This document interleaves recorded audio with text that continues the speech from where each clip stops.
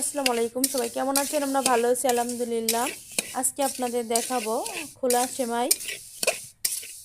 সুন্দর করে গুঁড়া গুঁড়া করে নিয়েছি, নিয়ে এবার চুলাইতে অল্প আছে লাল লাল করে ভেজে নিচ্ছি। আর এভাবে যদি খোলা সেমাই লাল লাল করে অল্প আছে ভেজে নেওয়া যায়, তাহলে সেমাইগুলো রান্না করলে খুবই ভালো হয়, দেখতে কালারটাও সুন্দর আসে আর খেতেও অনেক ভালো লাগে।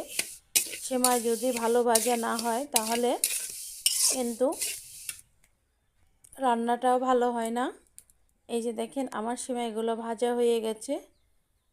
এই যে কতগুলো সেমাই ভেজে নিয়েছি, অল্প অল্প আছে। সেমাইগুলো সুন্দর কালার হয়েছে, ভাজা হয়ে গেছে। আপনারা এভাবে বাসায় ট্রাই করে দেখতে পারেন। ভিডিওটি ভালো লাগলে আমার চ্যানেলটি সাবস্ক্রাইব